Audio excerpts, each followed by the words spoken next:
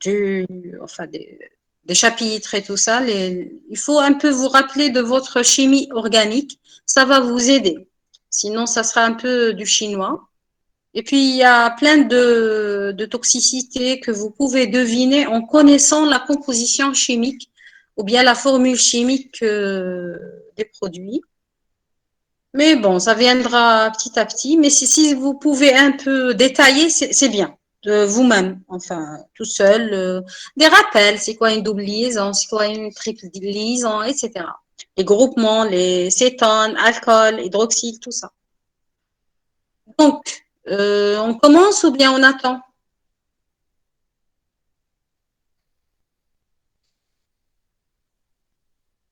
Dites-moi. Oui. Après tout, oui, il est 14h15. Je ne sais pas pour les autres. Vous pouvez pas les appeler. Vous n'avez pas le numéro de celle de Bnimsous. Non, c'est dommage. D'ailleurs, elle était la première, je pense, à demander le Google Meet. C'est un peu bizarre.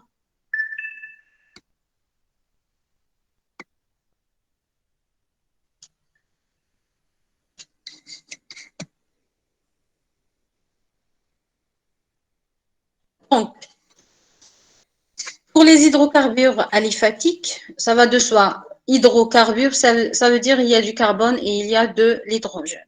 Aliphatique, ça veut dire une chaîne linéaire. On n'est pas encore dans le cyclique, comme le benzène par exemple.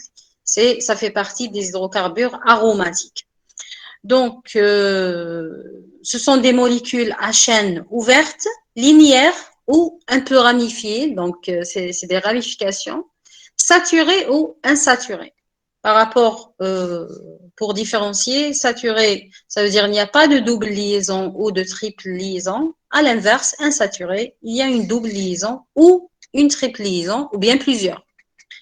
Donc, les hydrocarbures aliphatiques saturés, on les appelle aussi les paraffines, aussi les alcanes. C'est bien de connaître ça parce que ça dépend le cours. Par exemple, si vous lisez sur l'auris, ça va vous aider. Sinon, ça va vous aurez l'impression que ce sont des notions différentes.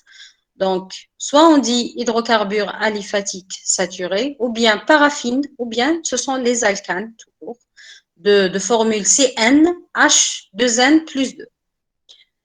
Deuxièmement, on a les hydrocarbures aliphatiques insaturés. Et là, on a celles qui ont une double liaison. On les appelle les oléfines ou les alcènes de formule CnH2n. Le représentant principal, c'est l'éthylène. Voici la formule de l'éthylène. Vous la voyez ici. D'accord? La voilà. Vous avez cette double liaison entre les deux. Déjà, éthane, ça veut dire deux. Euh, méthane, par exemple, c'est un seul atome de carbone. Éthane, deux atomes de carbone. Propane, trois.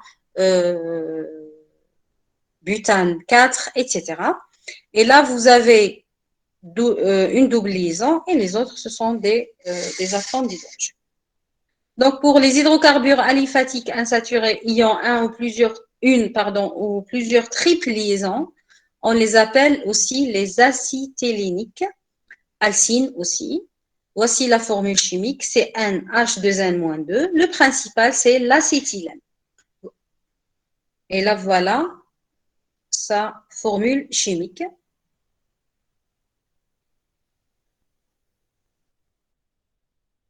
Donc, quand on parle d'hydrocarbures, quand on a 1 à 4 atomes de carbone, c'est la forme gazeuse, à température ambiante, bien sûr.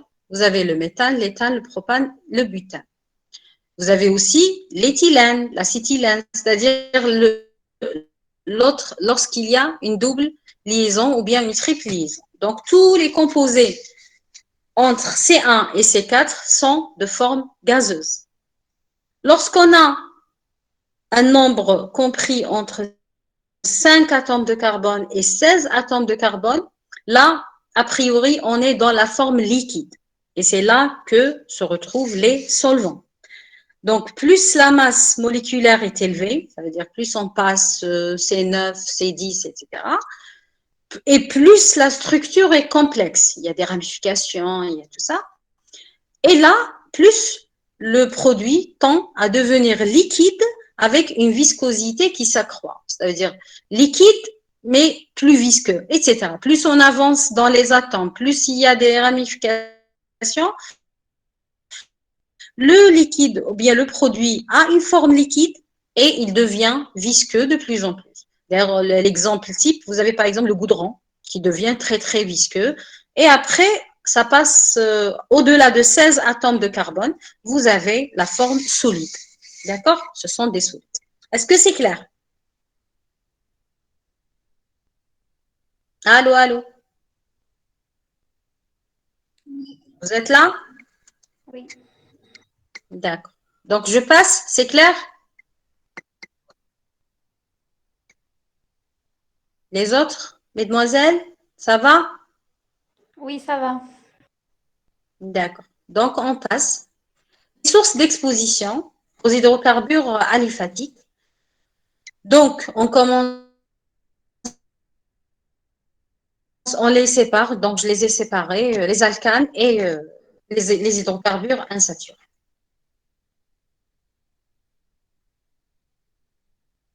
Aliphatiques insaturés.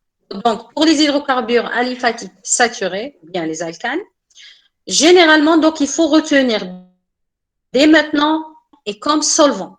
Donc, c'est ça le plus important. C'est que lorsqu'on a des alcanes, généralement, ils sont utilisés comme combustible, comme lubrifiant ou comme solvant. Et généralement, le plus souvent, ce sont des mélanges. Donc, on a rarement un produit comme ça à l'état pur. Généralement, ce sont des mélanges. Donc, les hydrocarbures aliphatiques sont employés comme produits, bien sûr, là, on parle des saturés, sont employés comme des produits de départ des intermédiaires de synthèse. Le gaz naturel, par exemple, qui est liquéfié, et après, il sera mis dans le réseau de distribution de gaz de ville. Les gaz de pétrole, l'exposition des GPL, elle est complexe, mais majoritairement, c'est du propane plus du butane plus d'autres gaz. Donc, la liquéfaction permet de changer, par des procédés bien sûr physiques et chimiques, de changer la forme en quelque sorte gazeuse vers une forme un peu liquide. C'est ça, il est liquéfié. En quelque sorte, il est rendu un peu liquide. Et après, il peut redevenir gazeux, etc. Généralement, ces gaz sont soit liquéfiés, soit réfrigérés pour être transportés et conservés sous pression. D'accord? Et une fois on a besoin de les remettre à leur forme initiale, on peut le faire pour les mettre dans le réseau des gaz de ville, ce qu'on a pour allumer nos chauffages, etc. Pour à l'inverse, donc les hydrocarbures aliphatiques insaturés, sont utilisés pour la grande majorité dans l'industrie pétrochimique. C'est-à-dire, vous entendez souvent que les matières plastiques sont fabriquées à partir de dérivés de pétrole, n'est-ce pas? Eh bien, c'est ça. Ce sont les hydrocarbures aliphatiques insaturés. Ce sont des produits de départ pour la synthèse de matières plastiques, de caoutchouc, des résines, etc. Donc, toute la production d'industrie pétrochimique qui repose sur la réactivité de ces substances parce qu'ils ont tendance ils sont actifs concernant les réactions chimiques, etc. C'est bon, c'est clair? Oui. Je passe. Oui. D'accord. Donc, bien sûr, ce cours, vu le titre, regardez, vu le titre, intoxication aux hydrocarbures aliphatiques saturés et, et non saturés. Et après, bien sûr, on va détailler l'hexane, comme tous les toxiques, formes, enfin, propriétés, etc. D'accord? Donc, l'hexane sera fait comme cours entier après. Mais on commence d'abord par cette introduction par rapport aux hydrocarbures aliphatiques saturés et non saturés. Comme ça, je respecterai l'intitulé du cours. Donc, les risques liés aux hydrocarbures aliphatiques, on a bien sûr la première partie, ou bien le principal risque, c'est un risque d'incendie et d'explosion, car la plupart des hydrocarbures sont inflammables. Pour la forme gazeuse, donc pour les gaz, l'implantation de vastes installations de stockage, donc imaginez des citernes comme ça de GPL, s'il y a une fuite massive, il y a le risque d'explosion. Les vapeurs aussi, quand il s'agit, donc quand on parle de forme gazeuse, ça veut dire, là, il y a le liquide est inflammable, mais les vapeurs aussi. Donc, les vapeurs peuvent s'enflammer sur une vaste étendue et être à l'origine d'explosions aussi. L'éthylène, par exemple, il détonne spontanément sous l'effet du rayonnement solaire et en présence de chlore. Donc, vous imaginez, spontanément, ça veut dire sans flamme. Ça veut dire sans flamme, il peut, je ne sais pas, je reçois un appel, j'espère que ce n'est pas par rapport au cours, parce que je ne vais pas répondre. Donc, l'éthylène détonne spontanément sous l'effet du rayonnement solaire et en présence du chlore. L'acétylène pur est un gaz aussi extrêmement inflammable. Les liquides, si vous avez par exemple un solvant, de l'hexane, pentane, etc. Donc, il y a un déversement. Dès qu'il y a un contact avec une source d'émission, comme une flamme, une masse, etc., il y a un incendie. Maintenant, pour les risques, concernant les risques pour la santé, des hydrocarbures aliphatiques toujours saturés, là je parle des saturés, le méthane et l'éthane sont des gaz inertes, ce sont des asphyxiants simples, j'espère que vous vous rappelez, des asphyxiants simples, je vous ai fait le cours durant la première année, vous vous rappelez, c'est bon? Ou je réexplique un peu? Très bien. Ça veut dire que ce sont des asphyxiants simples. Dès que leur concentration empiète sur la concentration de l'oxygène dans l'atmosphère et surtout dans les milieux confinés, dans les espaces confinés, c'est là qu'il y aura une asphyxie. Sinon, ce sont des gaz inertes. Donc, ils ne vont pas entraîner une asphyxie comme celle du CO, etc. Donc, les hydrocarbures plus lourds que l'éthane peuvent être classés avec les anesthésiques généraux. Ce sont des dépresseurs du système nerveux central. D'accord? Donc, les hydrocarbures plus lourds que l'éthane. Ça veut dire le propane, le pentane, le butane. Ils peuvent avoir un effet dépresseur, c'est-à-dire narcotique. Les vapeurs de ces hydrocarbures sont légèrement irritantes aussi pour les muqueuses. Généralement, la toxicité des alcanes tend à augmenter à mesure que la condensation en carbone augmente. Ça veut dire que l'hexane est plus toxique que le pentane. Quoique, avec l'hexane, c'est un peu spécial parce que c'est le plus toxique des alcanes. De plus, les alcanes à chaîne droite sont plus toxiques que leurs isomères ramifiés. Là, on l'a dit, que ça veut dire plus vous avez une ligne comme ça, une chaîne linéaire, il n'y a pas de ramification. On va voir après des exemples d'isomères, donc ça va être expliqué avec l'hexane, cette histoire d'isomères ramifiés. Les lésions pulmonaires d'irritation produisent l'aspiration des homologues supérieurs, par exemple l'octane, le nonane, décane, et de leurs mélanges comme le kérosène, le gasoil. Donc, ils peuvent entraîner une pneumonie chimique, voire un œdème pulmonaire et une hémorragie. Qu'est-ce que ça veut dire une aspiration? Quand on parle là d'aspiration, ça veut dire, je ne sais pas si vous avez remarqué ce phénomène chez des personnes qui ne respectent pas vraiment les mesures d'hygiène par rapport aux produits chimiques, de combustibles et tout ça. Surtout, je ne sais pas, quand il n'y a pas de source, quand il n'y a pas de gaz, le chauffage par exemple au gasoil. Est-ce que vous avez déjà vu une personne comme ça essayer d'aspirer avec la bouche dans un tuyau un produit pour le verser d'une citerne par exemple vers un bidon, un récipient? Vous avez déjà vu ce phénomène ou non? Donc, Oui. c'est ce que je suis en train de citer là. C'est cette action d'aspirer comme ça un produit. Donc, notamment ces homologues supérieurs qui contiennent, par exemple, l'octane, il contient 8 atomes de carbone, nonane 9 atomes de carbone, décane 10 atomes de carbone, et c'est généralement les mélanges comme l'exemple du kérosène. Le kérosène, c'est euh, enfin, l'hydrocarbure avec lequel, enfin, qu'on utilise pour les avions. D'accord?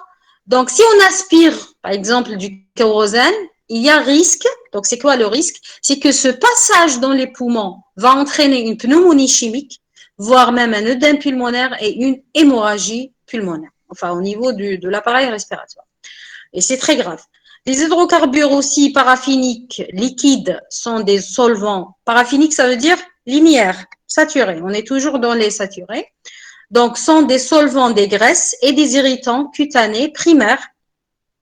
Là, donc, tout ce qui revient aux solvants, vous avez le cours des solvants, le psychosyndrome organique, tout ça. Vous allez détailler les solvants. Mais seulement, sachez que il faut comprendre, par exemple, lorsque vous allez faire les solvants, vous allez vous rappeler que finalement, ce sont les hydrocarbures qui ont une forme liquide. Certains d'entre eux ont une forme comme ça linéaire, aliphatique, d'accord? Et bien sûr, pour l'examen, concernant l'examen, on va le détailler par la suite. Concernant maintenant les hydrocarbures aliphatiques insaturés, ça veut dire là où il y a des doubles liaisons ou des triples liaisons, les hydrocarbures aliphatiques insaturés inférieurs ou bien les olefines sont des asphyxiants simples. Là, pourquoi inférieur? Ça veut dire là, inférieur ou égal à 4 atomes de carbone. C'est la forme gaz. Sinon, ce n'est pas des asphyxiants simples. On est en train de parler des gaz, là. Après, plus la masse moléculaire augmente, plus les propriétés narcotiques et irritantes deviennent plus prononcées que celles de leur analogue saturé. Qu'est-ce que ça veut dire, toute cette phrase compliquée? C'est que si vous avez, regardé l'exemple ici, si vous avez pas, ça c'est le propane. Regardez. 1, 2, 3. Donc c'est le propane. Forme simple, pas de double liaison, pas de triple liaison. Donc c'est un hydrocarbure aliphatique, saturé. D'accord, saturé. Alcane, très bien. Donc ça, c'est son homologue, c'est ce qu'on appelle, c'est ce que j'ai appelé ici, pardon, son analogue saturé. C'est-à-dire pour le même nombre d'atomes de carbone, mais là, il y a une double liaison, et c'est le propylène. D'accord? Ou bien propène. On l'appelle propène ou bien propylène. Donc, voici sa formule. Donc, c'est juste un exemple pour comprendre cette phrase. Au final, on a le propane et le propylène qui est plus toxique. D'accord? Donc, plus la masse moléculaire augmente, ça veut dire plus on avance avec le pentane, l'hexane, etc., plus les analogues saturés sont plus irritants. Il faut faire attention. On ne dit pas plus toxique tout court, parce que pour l'hexane, c'est l'inverse. C'est la forme, celle-là. Pardon, je vais voir qui vient, qui tape à la porte. Google Meet. On va accepter Khadija Memouni. Bonjour. Bonjour.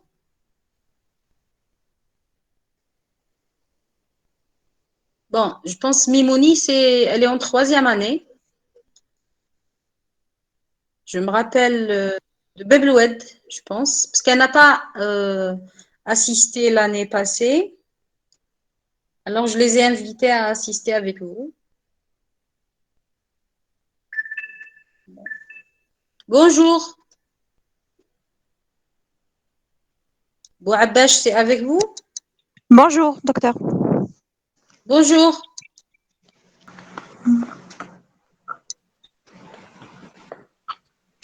C'est bon, on continue?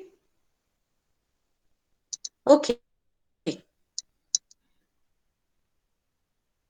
Alors, donc, on était pour les risques, enfin, au risque pour la santé des hydrocarbures aliphatiques insaturés.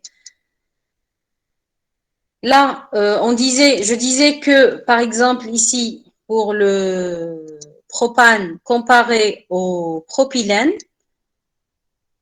plus il y a quand il y a la double liaison, il y a plus d'effets narcotiques et irritants que lorsqu'il y a la forme comme ça, aliphatique simple.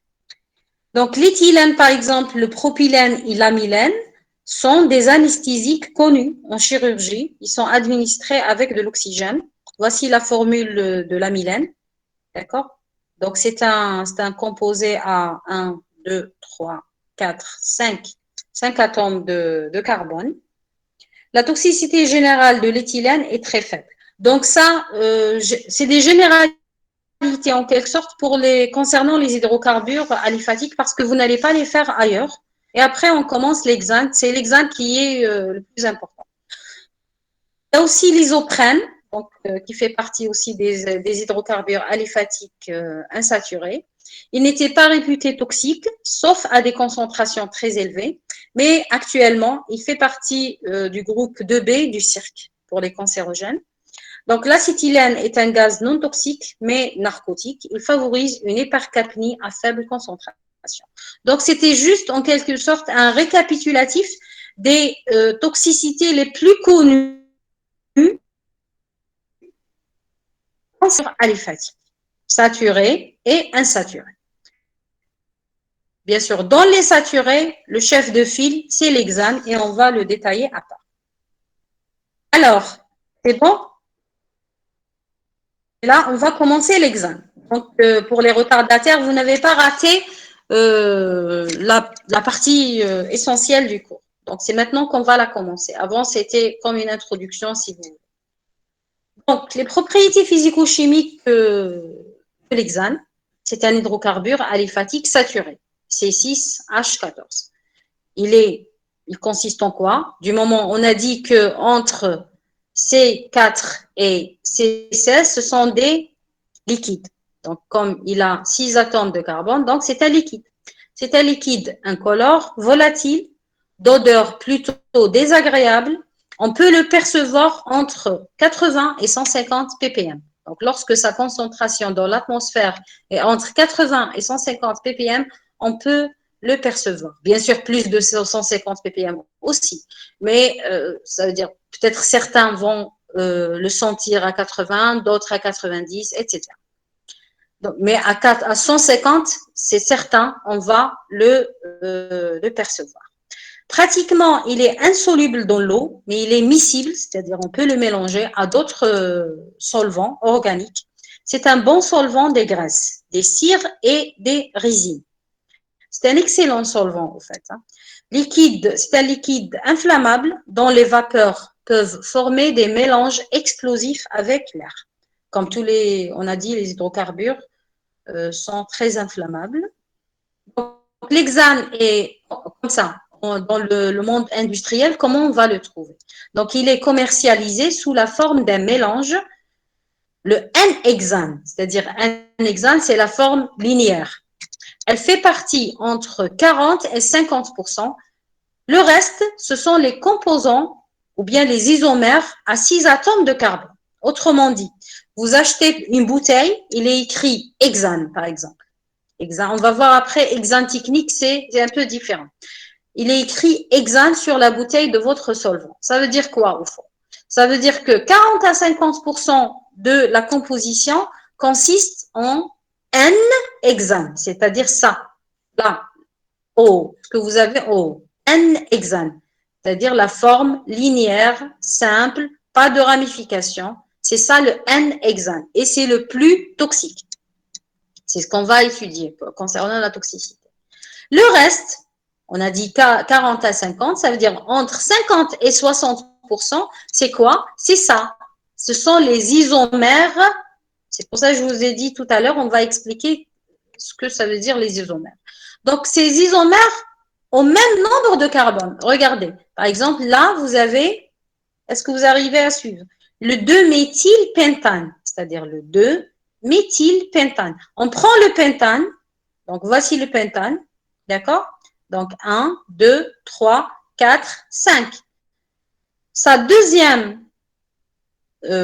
son deuxième carbone est rattaché au méthyle, au groupe méthyle. Donc, on l'appelle 2-méthylpentane. Mais au fond, on a au total 6 atomes de carbone. Et c'est pour ça qu'on l'appelle un isomère de l'hexane. Ça veut dire qu'il y a le même nombre d'atomes de carbone. Et vous pouvez trouver ça, par exemple, ce produit, mais qui est moins toxique au premier, au N-hexane, d'accord? Tous ces produits sont moins toxiques que le N-hexane.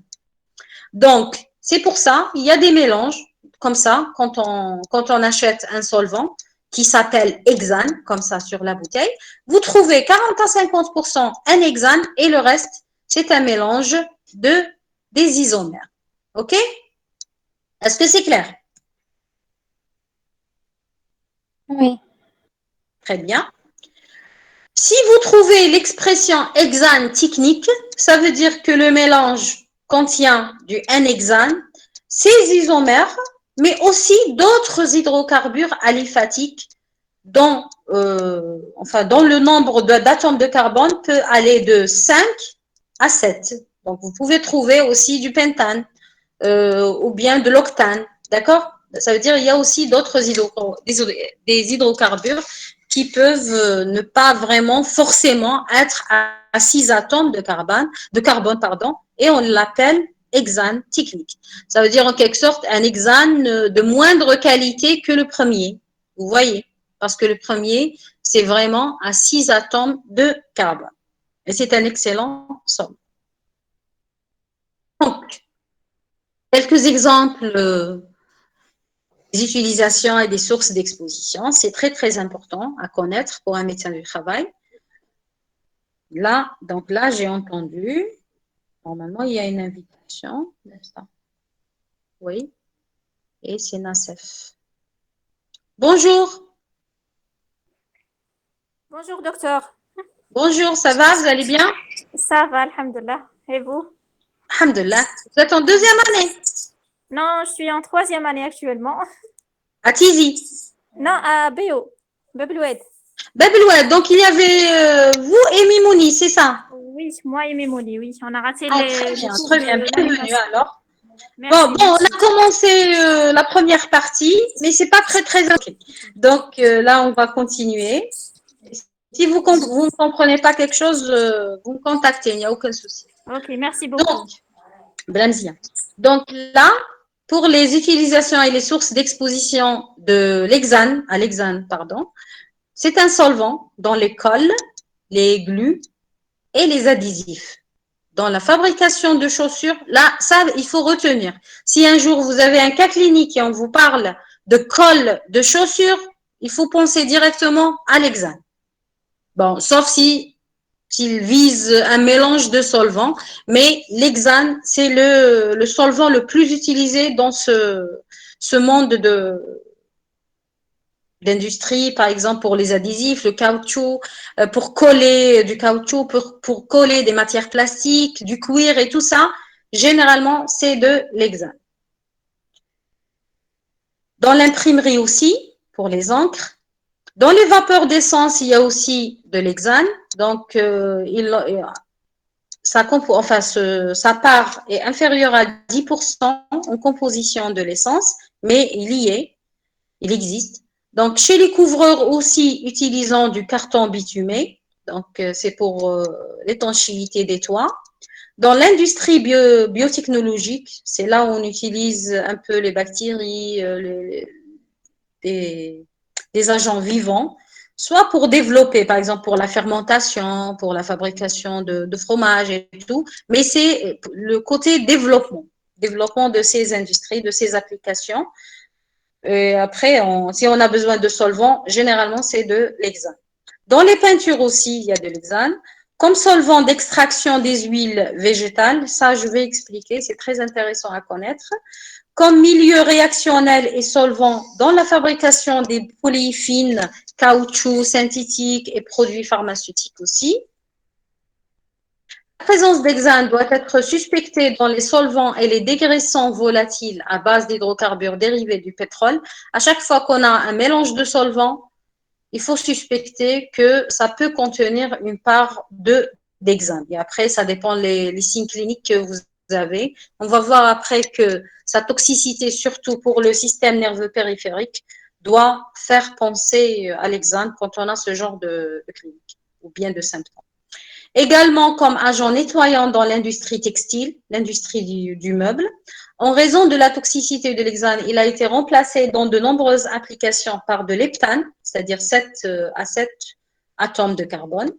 L'exposition extra-professionnelle concerne essentiellement les enfants et les toxicomanes pratiquant l'inhalation de colle ou d'essence. Je ne sais pas si vous savez, mais il y a des adolescents, par exemple, qui sniffent de la colle. Ça leur fait du bien. Donc là, ils seront intoxiqués à l'hexane, entre autres solvants, bien sûr. Mais vu la toxicité de l'hexane, c'est vraiment quelque chose de... Enfin, il y aura des signes importants. Donc, voici quelques exemples. Donc, je vous ai dit, pour les couvreurs, le carton bitumé, donc là, donc c'est vraiment le moment avec toute cette pluie. C'est pour l'étanchéité des toits, voilà. Donc, les cartons bitumés. Là, on a besoin de solvant, qui est l'hexane généralement. Là, ce que vous avez là, c'est ça la bouteille. Donc, c'est une bouteille. Il est en train de nettoyer cette pièce à l'hexane. On a dit c'est un excellent solvant. Là, ce travailleur est en train de coller les bandes de caoutchouc à l'aide de, bien sûr, de colle. Et quand on a besoin de colle, il faut aussi un solvant avec. Et c'est l'hexane. Là, par contre, c'est une application agroalimentaire de l'hexane. Comme vous le savez, donc pour extraire de l'huile, des graines de tournesol, de soja et tout ça, il y a des procédés comme ça compliqués. Mais après, pour extraire cette huile des graines, on mélange avec de l'hexane parce que c'est un extracteur de graisse. Il est très puissant. Et après, on récupère l'hexane par d'autres procédés chimiques. D'accord? Vous avez compris. Donc, ce que vous voyez ici, ils vous disent l'augmentation de la concentration de l'huile, et l'hexane est évaporé. Après, on évapore l'hexane, on le récupère en vapeur. D'accord? Et l'huile reste. Bien sûr, vous allez me dire, donc l'huile peut contenir des résidus de l'hexane, mais c'est vraiment très, très minime. Par contre, en 2020, il y avait un scandale à cause de cette utilisation parce qu'il y avait des usines comme ça d'extraction de l'huile et il y avait une pollution environnementale importante et des intoxications neurologiques sont apparues dans le voisinage, c'est-à-dire la population à proximité de cette usine. D'accord? Donc, l'impact environnemental, si vous voulez, et puis chez les travailleurs aussi, était plus important que ces résidus qui restent, qui peuvent, bon, on ne dit pas qui restent, qui peuvent rester dans l'huile. Bien sûr, toute la procédure, le process de fabrication fait normalement qu'il ne reste pas vraiment de l'hexane, puisqu'il est après extrait. On le mélange pour faire extraire de l'huile des graines et à la fin, bien sûr, on récupère l'hexane par d'autres procédés. C'est bon, c'est clair? Oui. Donc, on passe au métabolisme. Le N-hexane, bien sûr, on a dit le N-hexane, c'est le plus toxique, donc c'est celui qu'on va détailler, que ce soit pour le métabolisme ou autre. Le N-hexane, c'est le principal hydrocarbure aliphatique neurotoxique. C'est le plus nocif des hydrocarbures saturés en C6. Donc, si on prend 6 atomes de carbone, c'est le N-hexane qui est le plus toxique. Si on prend les hydrocarbures aliphatiques, c'est le plus toxique. C'est le plus neurotoxique. Donc, l'absorption, 3 voies de pénétration, comme tous les solvants, respiratoires, percutanés et digestifs. Et dans le monde professionnel, en milieu professionnel, c'est surtout la voie respiratoire, comme vous le savez déjà. Environ 28% de l'hexane inhalé est absorbé au niveau pulmonaire. Donc, ça, c'est important. Ça veut dire quand on inhale, déjà 28%, ça passe dans le sang. Le pic sanguin est atteint en moins d'une heure après inhalation au contact cutané. Les effets aigus ou chroniques sont presque toujours dus à l'inhalation. La distribution, comme c'est un produit très, très lipophile, donc son choix de tissu ou d'organe sera en quelque sorte fait sur la base de cette lipophilie. Après absorption dans le sang, sa concentration atteint un plateau, c'est-à-dire elle reste stable, jusqu'à la fin de l'exposition, puis elle diminue. Ça va de soi. S'il n'y a pas encore des entrées, et après il y aura l'élimination. La distribution se fait par ordre d'affinité. Comme vous le savez, chaque toxique a une affinité pour les organes. Là, on a dit que c'est son caractère lipophile qui détermine cette affinité. Donc, il y a une affinité au plus haut pour les graisses, pour le foie, le cerveau, les muscles, le rein, le cœur et enfin les poumons. Dans le foie, donc, il y a le métabolisme, comme vous le savez, pour les toxiques, c'est le siège de métabolisme, c'est le foie. Donc, c'est un métabolisme en de multiples métabolites qui sont distribués dans différents tissus et organes, dont le foie, cerveau et rein. Lors d'expositions répétées, il y a une accumulation dans le tissu adipeux avec une demi-vie d'élimination de 64 heures. La biotransformation, donc on a dit au niveau hépatique, il y a les oxygénases à cytochrome P450 comme pour les autres toxiques. On a un certain nombre, donc il y a ce métabolisme, on va le voir après. On a un certain nombre de composés alcooliques et cétoniques. Bien sûr, l'oxydation, c'est-à-dire le fait d'ajouter un oxygène, un atome d'oxygène, en position 1 et 3, on a dit il y a 6 atomes de carbone. Si on prend la première position et la troisième position, si on rajoute un atome de carbone, donc on aura après le OH rattaché à un atome de carbone. Si c'est fait en première ou en troisième position, ou bien en troisième atome, c'est pas grave. Au contraire, c'est bien, c'est un métabolisme de détoxification. C'est-à-dire, on a transformé le N-hexane en un produit moins toxique que l'organisme va éliminer. C'est ça le métabolisme détoxifiant. À l'inverse, comme vous l'avez fait en toxico, je pense l'année passée, on vous l'a dit, que certains produits, en faisant ou bien en subissant un métabolisme dans l'organisme, au lieu de produire des métabolites moins toxiques pour les éliminer, malheureusement, l'organisme produit des métabolites plus toxiques que le produit initial. C'est le cas ici pour l'hexane si l'oxydation arrive à sa deuxième position, c'est-à-dire le deuxième atome de carbone. Si on rajoute de l'oxygène ici, on aura le OH rattaché à ce deuxième atome et là, on aura le 2-hexanol. Le 2-hexanol, malheureusement, il va se transformer jusqu'à l'aboutissement à une substance ou bien un produit, un métabolite, pardon, pour être plus précise, à un métabolite plus toxique qui est la 2,5-hexanédione et qui est la substance neurotoxique. Donc, la 2,5-hexanédione est considérée comme le métabolite toxique majeur produit chez l'homme. Donc, voici ce que j'étais en train de dire.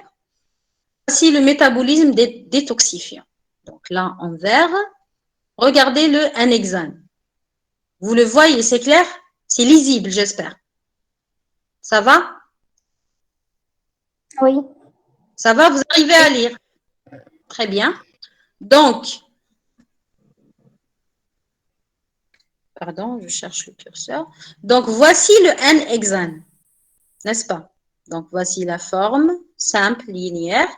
Donc, une fois il a subi cette oxydation, donc on a le OH ici à la troisième position. Bien sûr, je compte par là ou par là, ça, n'est-ce pas? 1, 2, 3.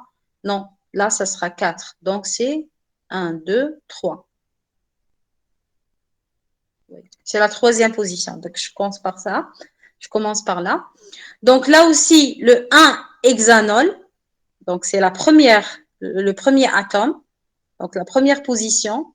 Ça va nous donner le 3-hexanol ou bien le 1-hexanol. Ces deux produits ne sont pas nocifs.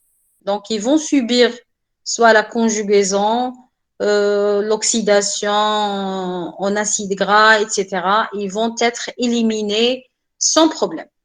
Si par contre l'oxydation arrive à la deuxième, regardez ici, à la deuxième position, le OH, après il y aura une série de transformations, c'est pas la peine de détailler, c'est pas la peine de connaître, donc c'est juste qu'on a le 2-hexanol, après on peut mettre des pointillés, jusqu'à arriver à le 2,5-hexanédione, d'accord?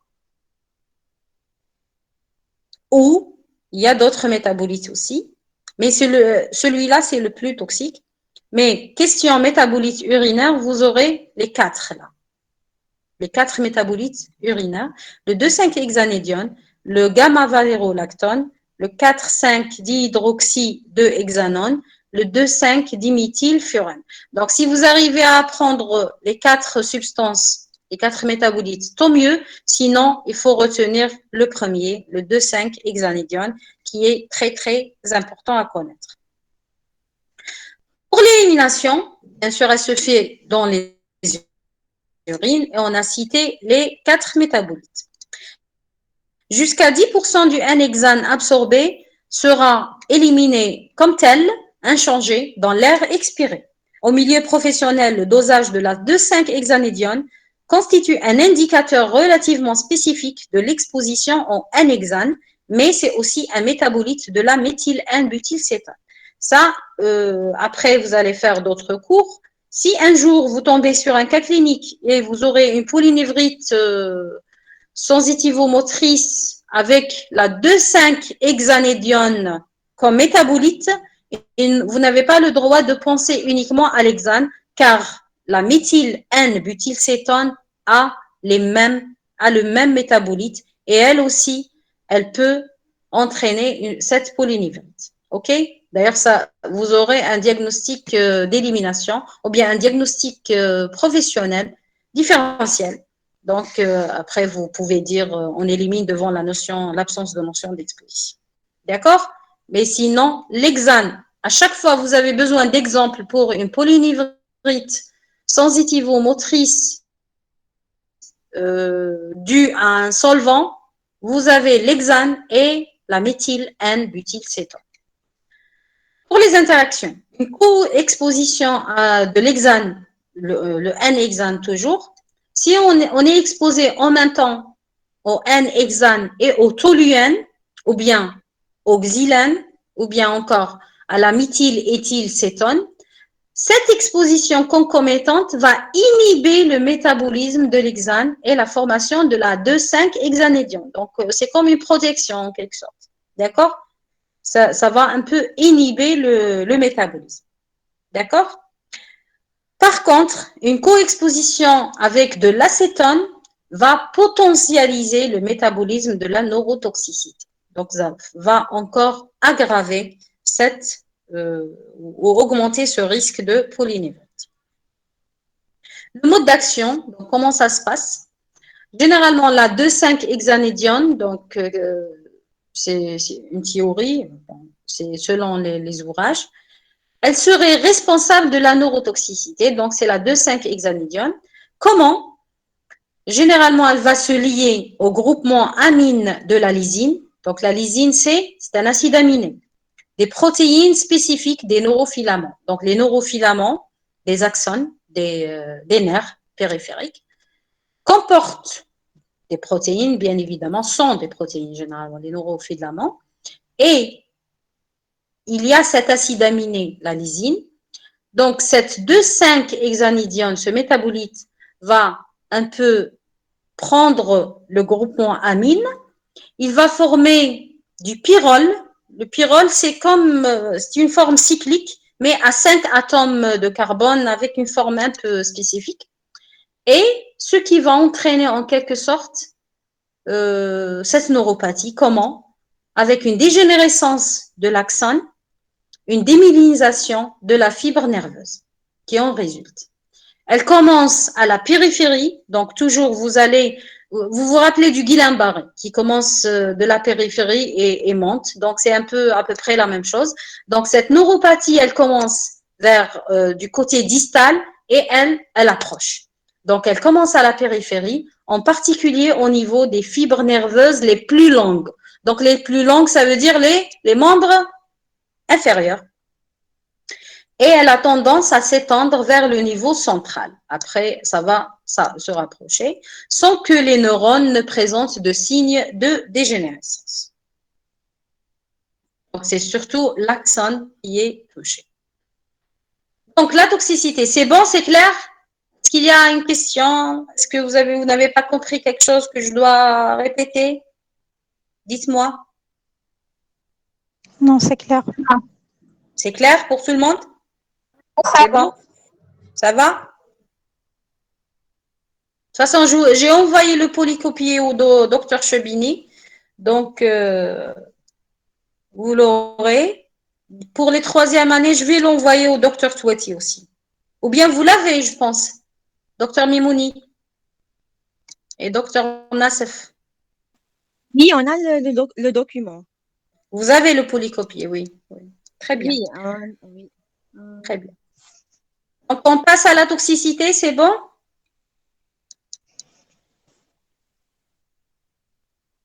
Oui, on passe. Oui, on peut passer. Très bien. D'accord, merci. Donc, la toxicité aiguë, elle dépend de la teneur en un hexane. Ça va de soi. Pour avoir une intoxication aiguë, il faut beaucoup de ppm dans l'atmosphère. Donc, avec le N-hexane, pour avoir un syndrome ébrio-narcotique, vous allez le voir après qu'avec les solvants, à des concentrations bien sûr différentes, mais on a toujours ce syndrome ébrio-narcotique. Ça fait partie des effets communs des solvants parce qu'ils sont lipophiles.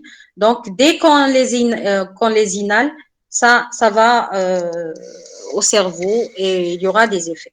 Et généralement, c'est le syndrome ébrio-narcotique pour l'intoxication aiguë. Pour l'intoxication chronique, c'est le psychosyndrome organique. Ça, vous allez le faire après pour les solvants. Et comme l'hexane, c'est un solvant, donc lui aussi, à forte concentration, en général supérieure à 1000 ppm, on a un syndrome ébrio-narcotique. C'est comme quelqu'un qui a bu beaucoup d'alcool. Il n'y a pas de différence. Donc, d'abord, un état euphorique avec sensation d'ébriété, puis une somnolence avec céphalée, vertige et nausée. Une irritation des yeux et des muqueuses respiratoires. Les solvants sont, parmi les effets communs aussi, ils sont des irritants. Des irritants pour la peau et pour les muqueuses. Que ce soit muqueuse respiratoire, muqueuse digestive, si vous avalez un solvant, ça va irriter le tube digestif, vous aurez des vomissements, etc. Donc, cette irritation des yeux pour les muqueuses respiratoires, l'irritation peut entraîner une pneumopathie et peut même aboutir à une détresse respiratoire.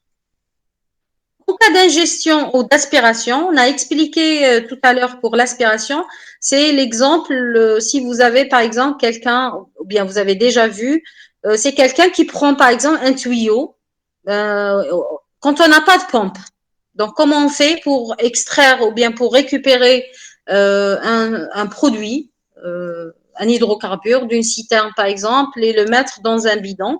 C'est généralement, on aspire par la bouche. On prend le tuyau, on fait une pression comme avec la paille. Quand on boit un jus, on exerce une pression et cette pression va aspirer le jus. Donc, c'est la même chose pour les solvants. Bien sûr, c'est une attitude qui n'est pas normale, qui n'est pas saine. Donc, elle peut entraîner le passage de ce produit à l'arbre, vers l'arbre trachéobronchique, et elle va entraîner après une dilution rapide de l'air alvéolaire, une chute marquée de sa teneur en oxygène, une asphyxie, des lésions cérébrales ou un arrêt cardiaque. Donc, ça peut être très, très, très grave, notamment avec certains hydrocarbures, comme par exemple le kérosène, les mélanges, on a dit, les mélanges qui comportent des produits à haut numéro, enfin, à un hydrocarbure dont le nombre de carbone est élevé. Alors, pour la toxicité chronique, on a la principale action, c'est l'action sur le système nerveux périphérique. C'est une polynévrite sensitivo-motrice aux 4 membres avec prédominance aux membres inférieurs. Donc, on peut avoir les 4 membres supérieurs et inférieurs touchés, mais surtout, les membres inférieurs, on a dit tout à l'heure que les axones des nerfs longs, plus le nerf est long, plus l'atteinte sera importante. Donc, la neuropathie débute par des paresthésies distales. Donc, ça commence par des paresthésies. Après, on peut avoir des crampes musculaires et une perte de poids qui sont habituelles. C'est en quelque sorte, on perd cette masse musculaire. À un stade plus avancé, on peut avoir une atteinte de la motricité prédominant aux membres inférieurs qui a été observée avec une paralysie flasque et une atrophie musculaire plus ou moins importante. Une dégénérescence axonale distale, des axones les plus longs, périphériques et centrales. C'est la dégénérescence qui est périphérique et centrale, de l'axone, ça veut dire. Débutante au niveau des ronflements axonaux. À l'EMG, qu'est-ce qu'on trouve? Ça, c'est important. C'était déjà une question au DMS. Qu'est-ce qu'on trouve à l'EMG? On trouve des signes d'atteinte axonale et de démyélinisation avec réduction de la vitesse de conduction, une augmentation de la latence distale, une altération du potentiel d'action. Si on prélève, si on fait une biopsie sur le nerf, qu'est-ce qu'on trouve? On trouve des dilatations axonales focales remplies de neurofilaments, comme s'il y a un œdème à l'intérieur de l'axone et c'est rempli de neurofilaments, avec une gaine de myéline qui est trop fine pour la taille de l'axone. Donc, une altération aussi de sa gaine de myéline. Le pronostic est fonction de la sévérité de l'atteinte axonale. Après arrêt de l'intoxication, généralement, c'est ça où on détermine est-ce que finalement les lésions sont réversibles ou irréversibles, c'est à l'arrêt de l'exposition. Si on arrête de s'exposer, qu'est-ce qu'on aura? On aura une aggravation, au départ une aggravation, puis une amélioration lente sur quelques mois, voire même sur quelques années. Les formes modérées récupèrent totalement. Maintenant, les autres, on peut avoir des séquelles. Dans les formes sévères, justement, si on a une intoxication sévère, qu'est-ce qu'on peut avoir? On peut avoir un déficit proximal. Là, on parlait des problèmes distaux, c'est-à-dire une atteinte distale. Mais si la forme est sévère, on a même une atteinte proximale, avec une atrophie à prédominance distale, une atteinte des paires crâniennes et du nerf phrénique, une dysarthrie, c'est-à-dire que cette atteinte des paires crâniennes retentit sur la parole, une paralysie des muscles respiratoires et une spasticité, c'est-à-dire une raideur, une paralysie accompagnée d'une raideur. Des tableaux cliniques similaires au syndrome de Guillain-Barré ont été décrits après des expositions intenses et répétées. L'atrophie musculaire, la spasticité, les crampes et la dyschromatopsie, c'est-à-dire l'altération de la vision des couleurs. Maintenant, après l'atteinte ou bien l'action sur le système nerveux périphérique, on peut avoir aussi une atteinte du système nerveux central. Elle consiste en quoi? Une asthénie.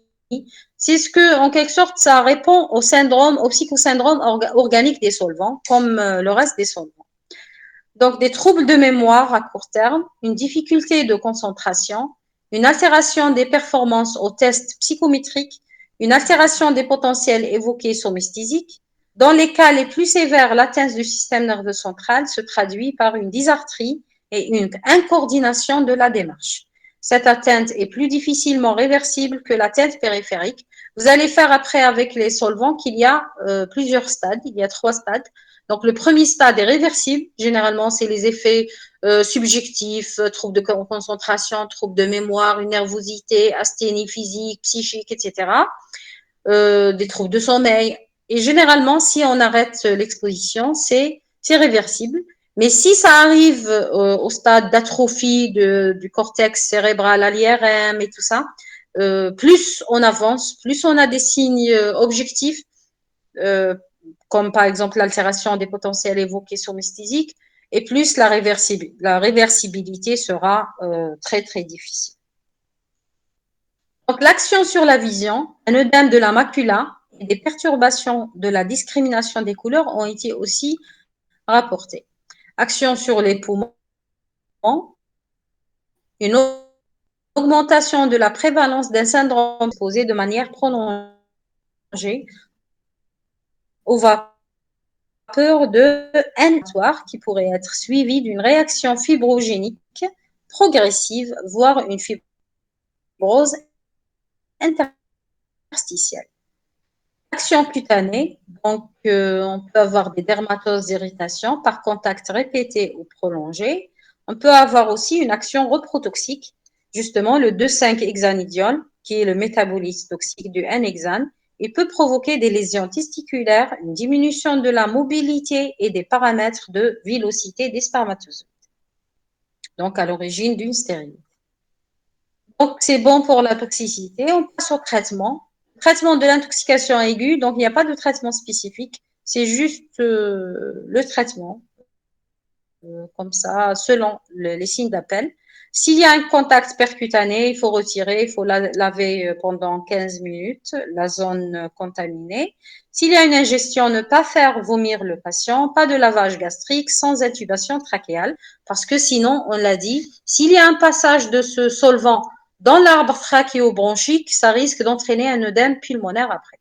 Donc, s'il y a le téléthorax, si le téléthorax est normal, donc juste un pansement digestif, plus la surveillance 48 heures. S'il y a une atteinte d'un lobe, des antibiotiques éventuels, antibiothérapie éventuelle, surveillance clinique, biologique et radiologique de plusieurs jours. S'il y a une atteinte de plusieurs lobes, là, il faut une assistance respiratoire avec, il faut laver 10 à 15 minutes et bien sûr prendre un avis d'ophtalmo. Si inhalation, prise des précautions nécessaires, retirer le sujet de la zone polluée et les traitements symptomatiques. Pour le traitement de l'intoxication chronique, là aussi, il n'y a pas. C'est juste l'éviction de tout contact avec l'hexane ou tout autre neurotoxique. Donc là, l'éviction sera définitive. Lorsqu'on a une intoxication comme ça, un effet, par exemple, neurotoxique d'une substance, d'un produit en milieu de travail ou autre, le travailleur n'a plus le droit de s'exposer ou bien on n'a plus, l'employeur et nous-mêmes, on n'a plus le droit d'exposer le travailleur à un autre neurotoxique. La même chose quand il s'agit de néphrotoxique.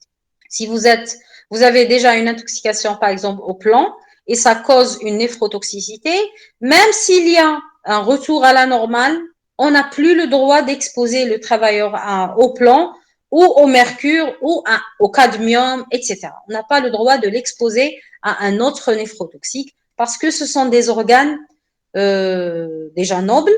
Et puis, quand on a des lésions comme ça, le cumul de lésions de plusieurs toxiques va après vraiment représenter un danger pour le travail. Et puis, un traitement symptomatique, les vitamines et tout ça, sinon, il n'y a pas de traitement. La prévention, donc pour prévenir d'arriver jusque-là, il faut remplacer, la première chose, la prévention primaire, c'est qu'on évite complètement de s'exposer. On remplace le produit toxique.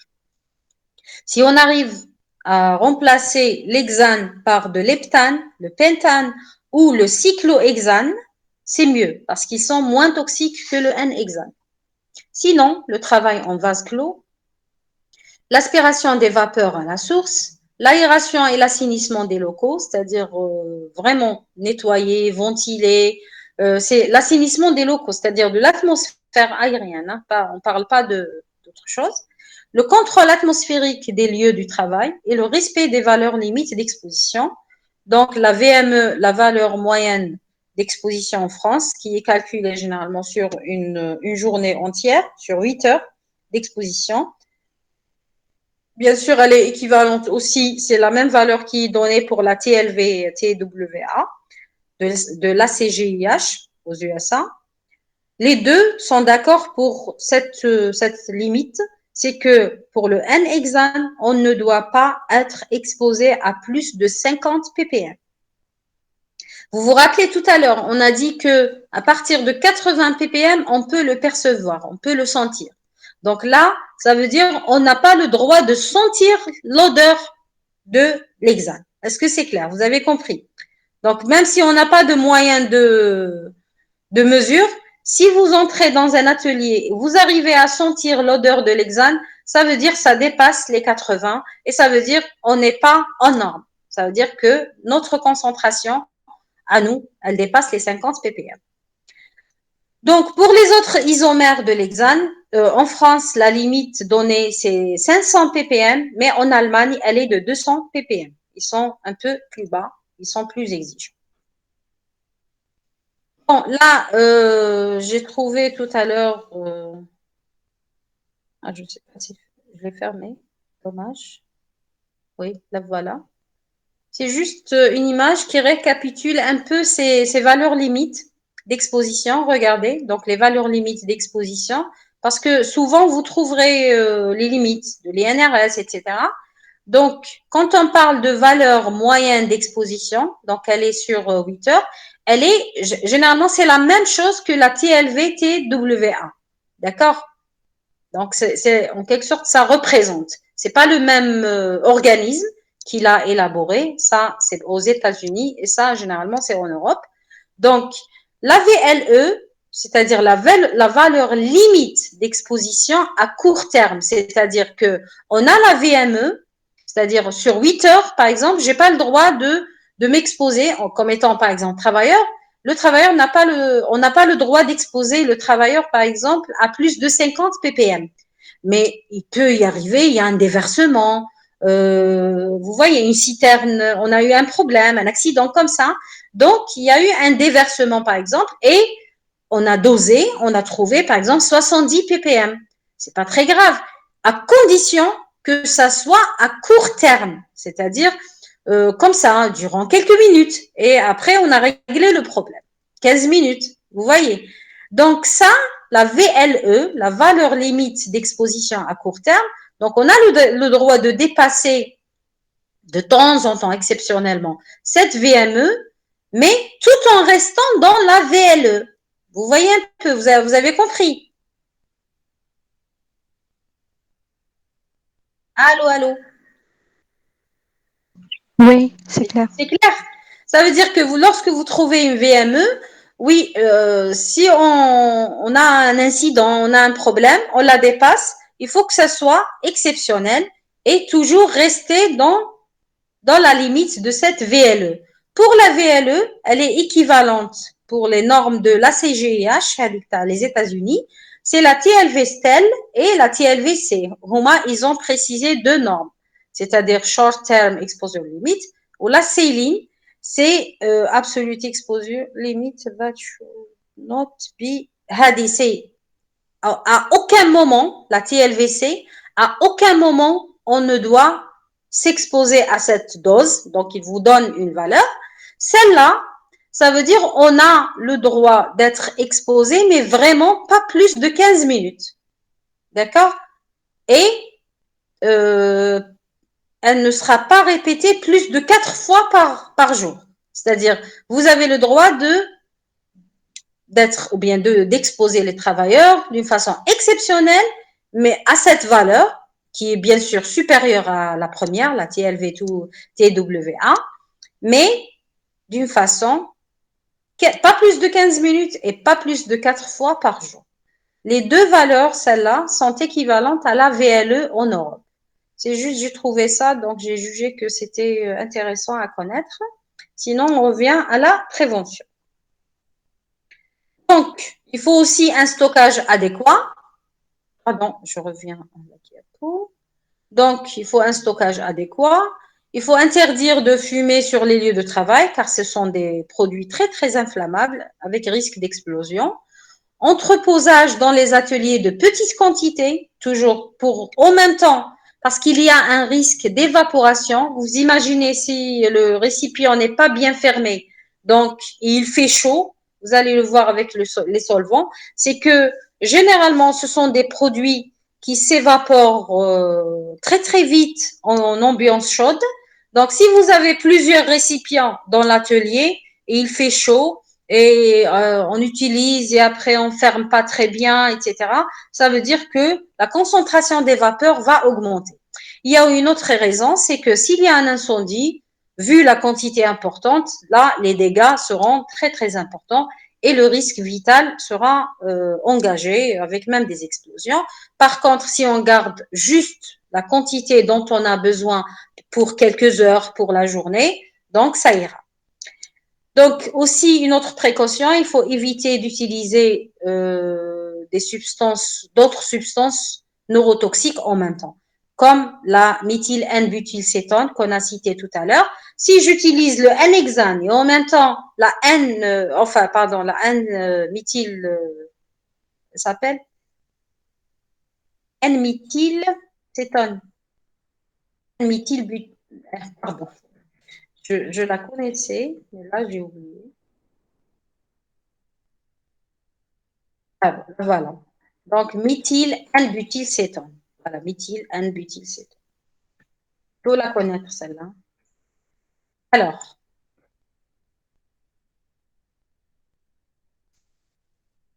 donc, par exemple, là, j'ai pas le droit. Vous imaginez, les deux entraînent une neuropathie. Donc, si on les utilise en même temps, on augmente le risque de neurotoxicité ou bien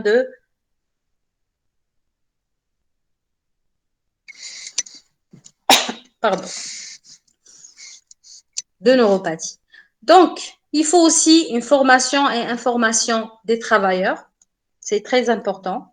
Par exemple, pour l'usage, pour le travail avec les EPI, sinon la majorité, rien que pour le gasoil par exemple, on sort un peu de l'hexane. Pour le gasoil, la plupart des mécaniciens nettoient les pièces avec les solvants, comme ça, à main nue, parce que pour eux, du moment qu'ils n'ingèrent pas par voie digestive ce produit, il ne sera pas exposé. Pour certains travailleurs, ils ne savent pas qu'il y a un passage percutané. Donc, la prévention technique individuelle, il faut éviter le contact avec la peau et les yeux. Il faut porter des vêtements de protection, des gants, par exemple, en caoutchouc nitrile, comme celui-là, des gants en polychloroprène, comme celui-là, le bleu, ou bien en polyalcool vinylique, comme là, celui-là en rouge. C'est un exemple.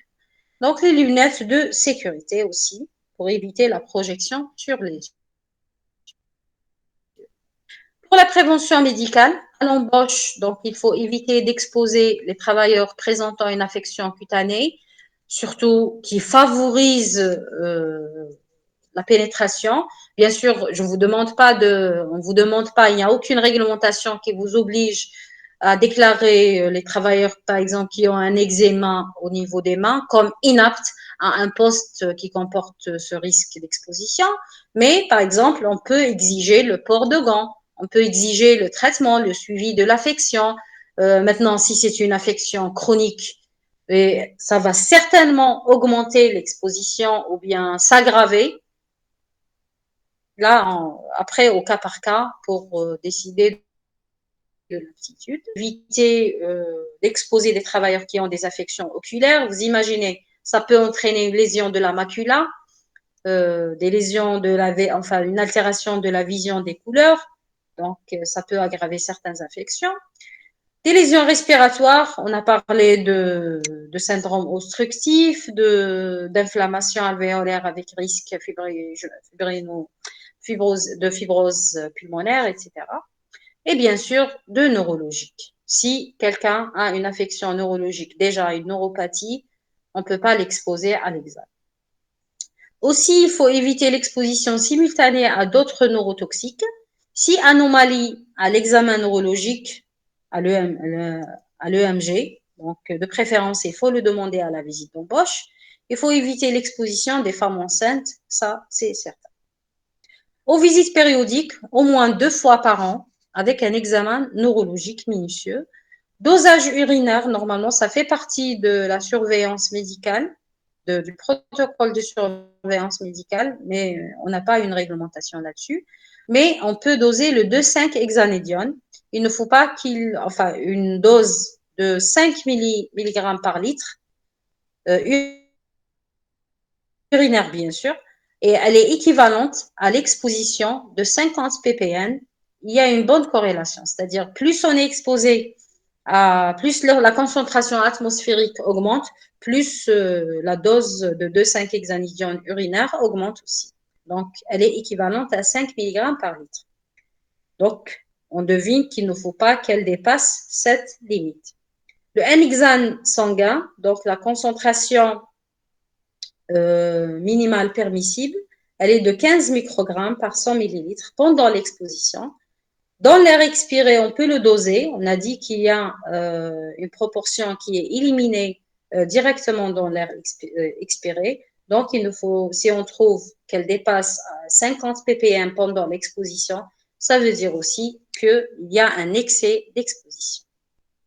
La réparation, c'est donc là, qu'est-ce qui est réparé? Il y a un tableau. C'est le tableau numéro 58 des tableaux de maladies professionnelles algériens, qui concerne l'intitulé, c'est quoi? C'est les intoxications professionnelles par l'hexane, tout court. Les polylivrites avec trouble des réactions électriques, ça veut dire ils exigent le MG, avec un délai de prise en charge de 30 jours, et la liste, elle est indicative, donc on peut mettre tous les postes de travail exposants si vous avez un cas à déclarer, s'il y a une polynévrite. Donc, il suffit de trouver, ou bien d'avoir quelques symptômes cliniques, pas forcément d'arriver à la paralysie. Si on a des symptômes, on demande un EMG, il y a une perturbation, on déclare aux maladies professionnelles directement. Voilà, donc c'est bon pour le cours. Est-ce que vous avez des questions? Non, c'était clair, merci. Ça va? Vous n'avez pas de questions? Donc, vous avez le polycopier. Maintenant, pour les retardataires, si vous voulez que je reprenne la première partie que vous avez ratée, il n'y a pas de souci. Si vous voulez lire le polycopier,